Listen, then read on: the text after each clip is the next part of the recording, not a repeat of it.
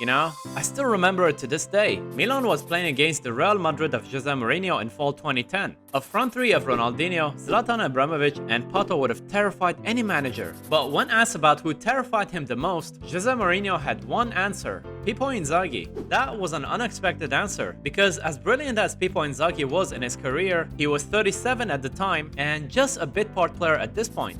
The game started, and Milan were completely outplayed by a much stronger Real Madrid side and was losing the game 1-0 at San Siro. That being said, Milan's luck completely changed when Pippo Inzaghi entered the pitch, and it didn't take long for him to score. Like so many times during his career, Inzaghi only needed one chance to score, and 10 minutes later, the story repeated itself again. Pippo had another chance and scored the second goal of the game as well, just as Jose Mourinho had predicted, just as the whole San Siro had witnessed for years. The game ended 2-2, but in a football game that had Ronaldo, Ozil, and Di Maria, only one name shined the brightest. In a summer that Milan signed Zlatan and Robinho to complement Ronaldinho and Pato, it was a 37-year-old Pippo Inzaghi that saved Milan. But Pippo Inzaghi didn't always have the grace of the football world all the time. In fact, he was often criticized for his lack of footballing skills by the likes of Johan Cruyff and even many of his own teammates. And to be fair, they were not wrong. In fact, you'd be hard-pressed to find a moment of technical brilliance from Pippo Inzaghi, which kinda begs the question: how did he score so many goals? And how did he end up being a European and world champion with appalling lack of football skills? Well, to answer that, we need to go back,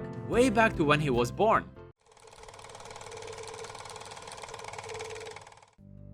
The year is 1973, and a certain Pippo Inzaghi was born. Rumor has it that he was born in offside. Bothering linesmen would be a running theme throughout Pippo Inzaghi's career, to the point that people often forget just how good he really was. He's even had some glowing reviews from one of the greatest minds in football. Quote, "He can't play football at all. He's just always in the right position." Ouch. That was Johan Cruyff, by the way, and we can all agree that he knew a thing or two about football. And he was not alone in saying that, because guess what? During his first ever international call-up, even his own teammates were shocked by Inzaghi's lack of technical skills. And his career didn't have the best of the stars either. After scoring 15 goals in 37 matches in Serie B, Parma signed him, convinced that he's gonna be the next big thing in football. But it didn't go well. At all. At Parma, he was a small fish in a very large pond. He seemed quite out of place in Serie A, but his time would come, and it was in Atalanta that he would score 24 goals in 33 games, winning Serie A's top scorer award as well. All of a sudden, all eyes were on the young Pippo Inzaghi, and it was Juventus that managed to sign him. And this is when a star was born. For the next 4 seasons, he formed a lethal partnership with Alessandro Del Piero, with Zidane playing behind them. You gotta admit, that's not a bad trio to have at all. All 3 of them became World Cup winners at some point. Even as a Milan fan, I couldn't help but to respect them. In his time with Juventus, he won the Serie A, an Italian Super Cup, and an Intertoto Cup. Honestly, not bad for a guy who can't even play football. That being said, as amazing as those 4 years were, history doesn't often remember Pippo Inzaghi with the black and white jersey of Juventus. And there's a good reason for that. Pippo Inzaghi would go on to create his most iconic football memories with Milan. And before we talk about what happened to Pippo Inzaghi's journey with Milan, don't forget to leave a like or comment. It really helps me out with the YouTube algorithm, as a lot of time goes into making these videos. I really enjoy reading your comments. Thank you for your love and support. So, with the signing of David Trezeguet, Pippo Inzaghi was no longer a prized commodity in Juventus, something that Milan quickly took advantage of and signed him in summer 2001. And this was the start of the journey with Milan, a journey that would last 11 years. 11 years that would have him win 2 Champions Leagues, 2 Serie A titles, 2 European Super Cups, a FIFA Club World Cup, and a Coppa Italia. And while unrelated to Milan, he also became a World Cup winner during this time. In his first season at Milan, he helped them to get back to the Champions League, while in his second season, he scored 30 goals in 49 games. As fate would have it, he made it to the Champions League final along with Carlo Ancelotti, who was also discarded by Juventus as well. In a cagey final against his former team, Buffon denied Inzaghi the chance to score, but in the end, Milan won the Champions League and Pippo Inzaghi gained his redemption over his former team, the same Champions League trophy that he nearly missed out in the past with Juventus. But it's not just his trophy cabinet that's impressive. In his 11 years at Milan, he often produced on the big occasion as well, most notably a brace against Liverpool in the 2007 Champions League final. Feel free to call him lucky, but the man was the master of time and space, and he made a whole career out of that. He wasn't lucky, he knew when and how to get himself himself into the right place at the right time. He made his own luck, and above all, he was a winner. He scored a lot of rebounds because he wanted it more than the opposition.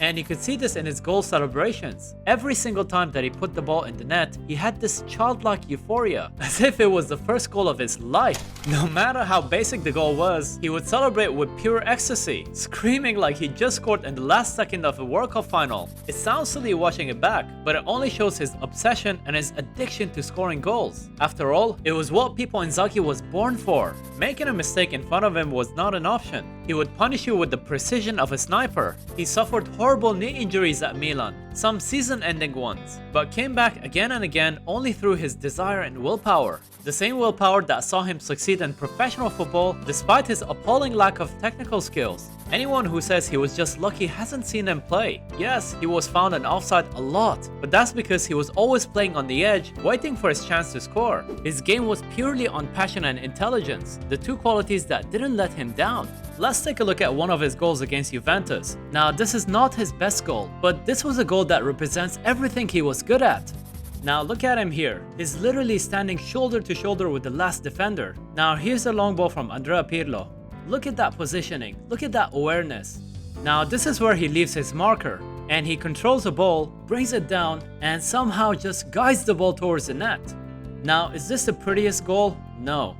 Is this one of those goals that you're gonna see multiple times on the replay? No. Is it gonna be nominated for the Pushkash Award?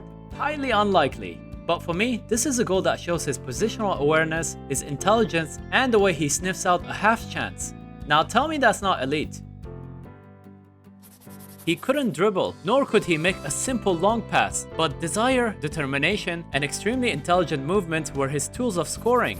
And boy did he score! 70 in Europe and 197 goals in Serie A against some of the fiercest defenders in the world. Not bad for someone who couldn't even play football to save his life. He literally scored with every part of his body. Right leg, left leg, headers, shoulders, belly, you name it. He scored lucky goals, freak goals, easy goals, tap-in goals, offside goals, and whatnot. But he also scored Champions League winning goals, derby goals, last-minute winners, and tons of goals that will forever be carved in the memories of the fans. He burst into the scene as a hated lucky goal scorer, but retired as a legend of the game without any regrets, and with his head held high. He played for the fans and never let them down. There's a reason why such a technically limited footballer is idolized by millions of fans and respected by everyone else. It was his drive, it was his passion, and it was his unmatched intelligence in the box. It'll be interesting if we see another kind of Pippo Inzaghi succeed in the modern football.